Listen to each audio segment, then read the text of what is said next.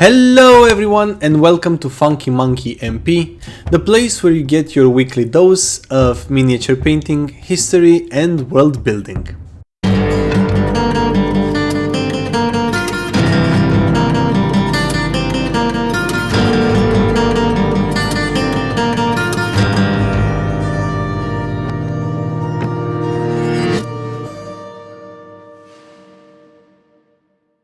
Before we get into today's episode, a word about the miniature. This is Verdandi, the Norwegian forest druid.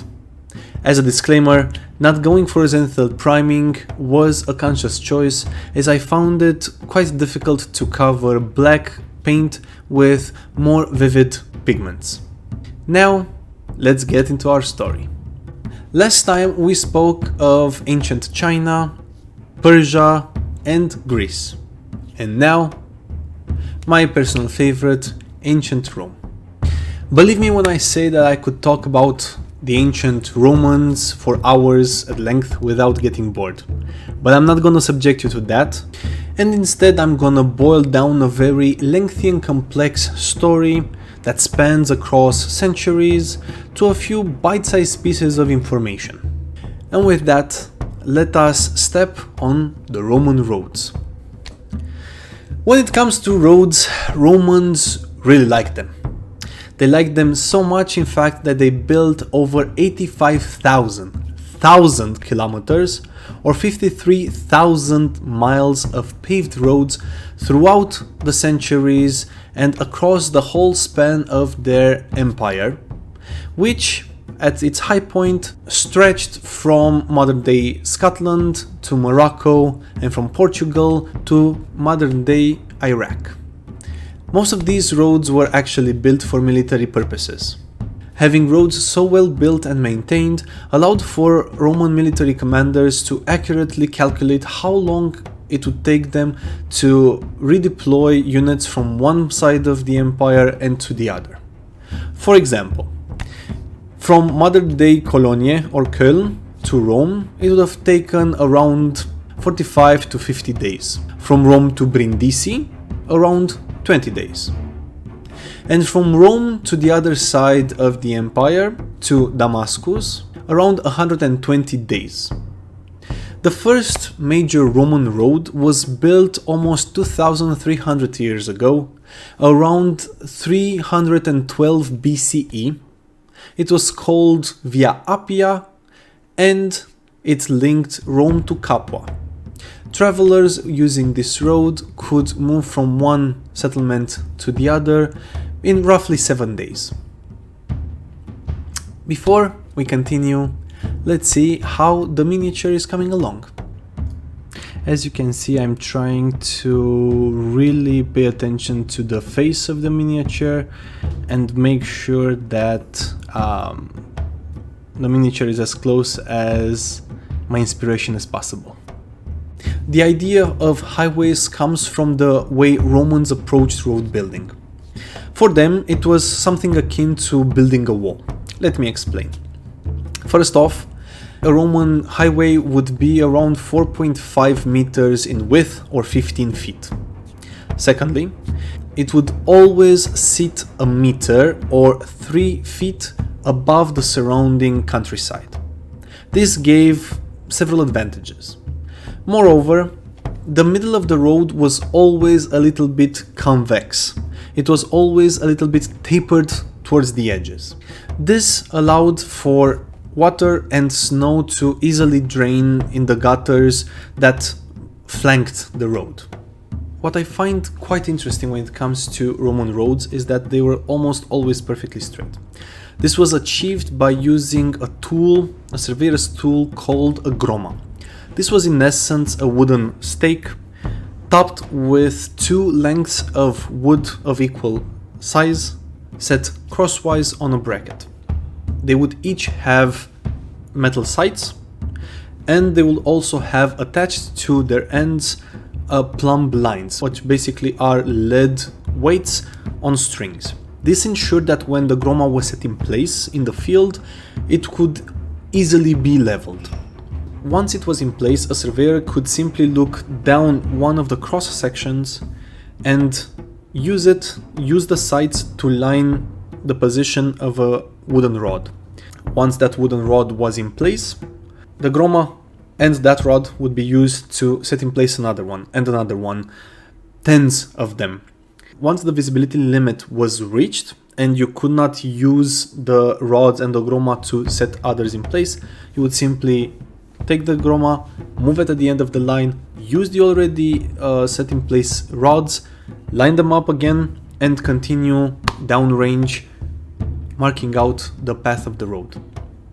Because the cross sections are set perpendicular to one another at right angles, this meant that intersections in the Roman roads would almost always be at the right angle. Simply put, once you establish the path of a road in the place where the intersection would be desired, the surveyor would simply use the other cross section, look downrange, and repeat the process of drawing out a road. What's interesting is that this tool was used to create almost perfectly straight roads across great distances. There are several other improvements that the Romans brought to the roads that we've been discussing thus far. They also used milestones. These were peppered across the empire and would, of course, mark the distance between very important settlements. But there are several interesting aspects. Beyond the roads themselves, you could find footpaths for the ease of pedestrian travel. But that's not the interesting part. Close to every milestone, one would find benches for allowing people on foot to rest. Next to these benches, you'd also find blocks of polished stone that were used as a stepping stone for people to mount and dismount their animals easily. Another interesting aspect is that whenever the road intersected a stream or a spring, fountains and troughs would be built for the benefit of travelers and their animals. Beyond the road, for 20 meters on either side, or 60 feet, the whole area would be deforested and all vegetation would be removed. This allowed for a greater vantage point. This minimized the possibility of being ambushed on the road.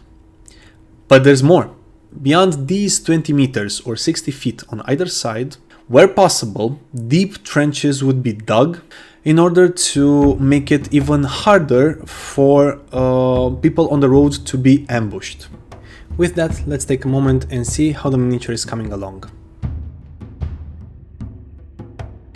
Right here I'm adding details on the tail and on the paws of the miniature, but as you can see I am struggling just a little bit with the white paint as it's a little bit thicker than I wanted it to be. You've probably, I'm sure actually, you've heard the old saying that all roads lead to Rome, and that is somewhat true. Let me explain. All ancient Roman roads were calculated starting from a golden milestone set in the middle of Rome.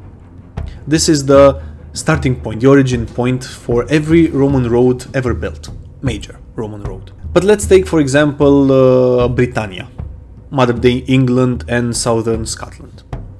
You might wonder, how is it possible that all roads there lead to Rome? Well, let me tell you. All roads in Britannia led back to Londinium. Londinium is modern day London.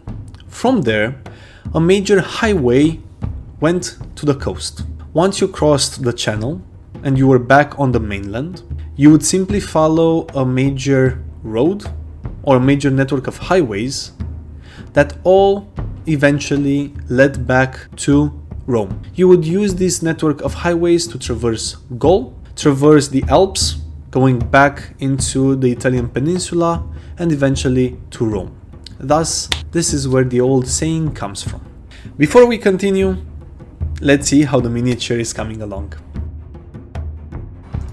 As you can see right here, I'm using a combination of reds and oranges to create a fiery effect. Let us continue. I've told you about the improvements the Romans brought to roads, But now let's talk about the actual construction of roads, as it is quite important and might explain how some of the roads that the Romans built are still in use today. The first step was to dig a trench the width of the road, so 4.5 meters. By the way, this allowed for two vehicles to pass one another with no issue, coming from different directions, and usually this meant that two oxen-drawn carts would have no problem in passing one another. But let's go back to the construction. You would first dig the trench the width of the road, 4.5 meters or 15 feet, more or less. Then the bottom of this trench would be packed tightly using very heavy rammers. After this was done, the first layer was set in place. This layer was made of fist-sized stones.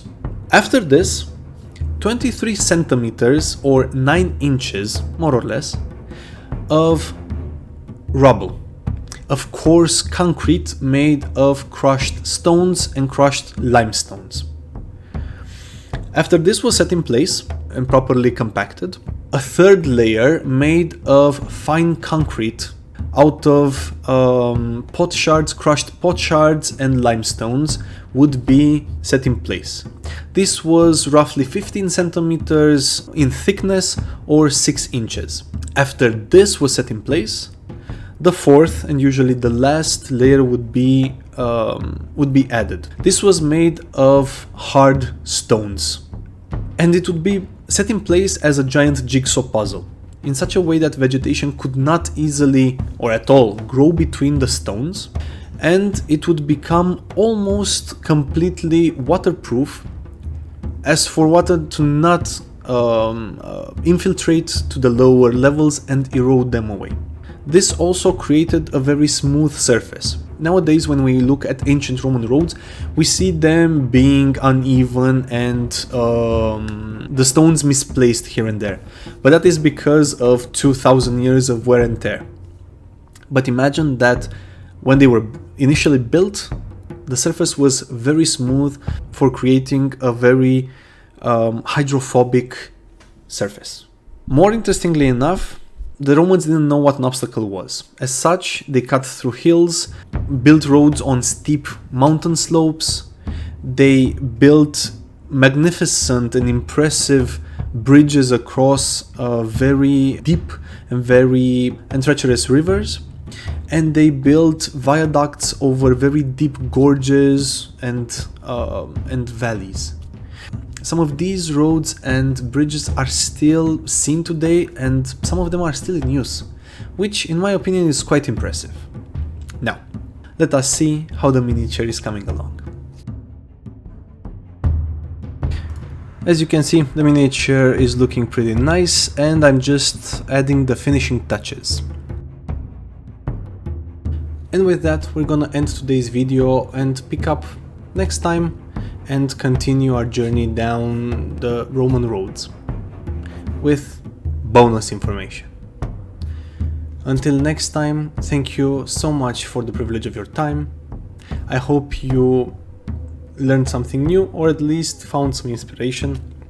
Please like, subscribe, hit the bell, leave a comment, and I'll see you all next time here on Funky Monkey MP. Have yourselves a wonderful, wonderful day. Cheers.